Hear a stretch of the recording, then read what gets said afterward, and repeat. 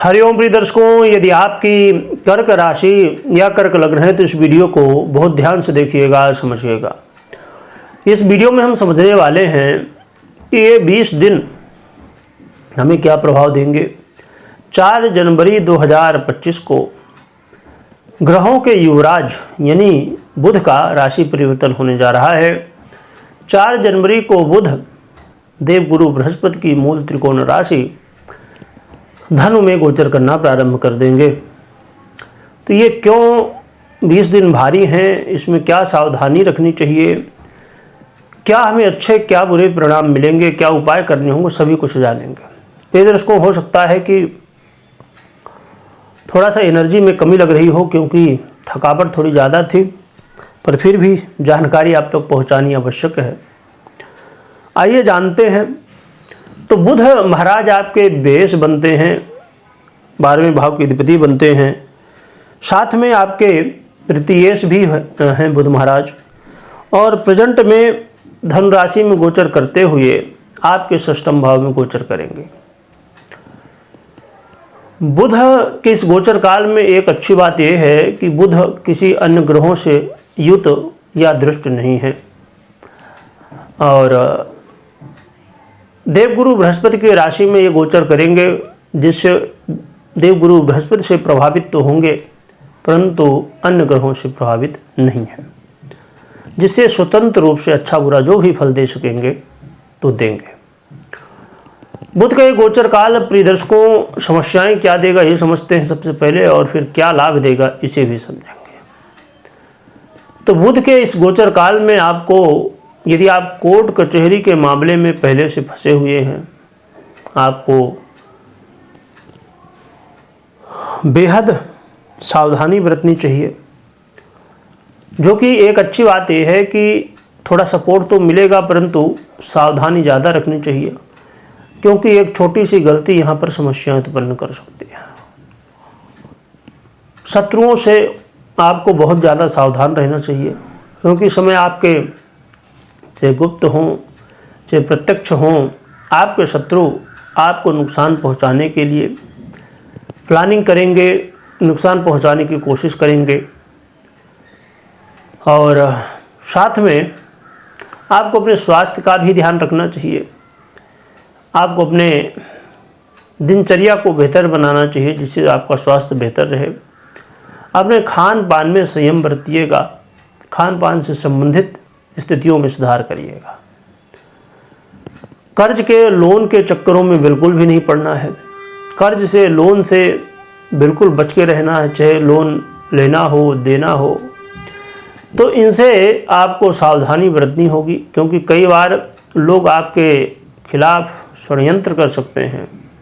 यानी कि जैसे आपने किसी को पैसा दे दिया, कर्ज दे दिया, पता चला कुछ न कुछ बात को लेकर वो व्यक्ति फिर घुमा ही रहा है, आपको पैसे नहीं मिल रहे हैं। या किसी को आपने पैसा दिया है और लग रहा हो कि इस समय आवश्यकता है और सामने वाला दे देगा, तो इसमें थोड़ी मुश्किलें आएंगी, पैसा आने में थोड़ी सी देरी होगी। और साथ में आपको इस बात का भी ध्यान रखना चाहिए कि आप कोई परीक्षा में, प्रतियोगिता में भाग ले रहे हैं, वहाँ पर आपको अपनी तैयारी को बहुत मजबूत रखनी होगी, क्योंकि यहाँ पर असफलताएं आपको मिल सकती हैं और एनर्जी में कहीं ना कहीं कमी, और कई बार भाई बंधुओं के साथ, पारिवारिक स्थितियों के साथ वाद विवाद की स्थिति बनेगी परिवार में, तो आपको इसका भी ध्यान रखना चाहिए। साथ में आप खेल कूद के क्षेत्र से हैं या सोशल मीडिया से हैं, तो आपको सावधान हो जाना चाहिए, क्योंकि एक गलत पोस्ट आपको नुकसान पहुंचा सकती है। एक गलत वीडियो आपने डाल दिया, उसमें थोड़ी सी कोई त्रुटि रह गई, गलती रह गई, या किसी भी प्लेटफॉर्म से आप जुड़े हैं, किसी भी तरह सोशल मीडिया में वर्क करते हैं, तो आपको बहुत सावधान रहना चाहिए। सावधानी के साथ सभी कुछ मैनेज करना चाहिए। तो इन विषयों से संबंधित आपको सावधानी बरतनी चाहिए। रही बात कि बुध लाभ क्या देंगे, जैसे मैंने कहा कि कोर्ट से संबंधित सावधानी तो बरतनी चाहिए, पर संभावनाएं भी होंगी। यदि बुध की स्थिति आपकी पर्सनल जन्म कुंडली में अच्छी है तो आपको सपोर्ट मिल सकता है। और यदि आप विदेश से जुड़े हुए हैं, चाहे नौकरी करते हों या व्यापार करते हों, तो आपको यहाँ लाभ होता हुआ दिखाई देगा। विदेश से या विदेश यात्रा करना चाहते हैं तो उसके लिए मौका मिलेगा। और आपके जीवन में जब आप बार बार प्रयास कर रहे थे विदेश यात्रा के लिए, तो उसमें समस्याएं आ रही थी, तो वो दूर होंगी और विदेश यात्रा का मौका मिलेगा। साथ में यदि आप नींद से संबंधित समस्याओं से घिरे हुए थे, उसमें भी राहत देखने को मिलेगी।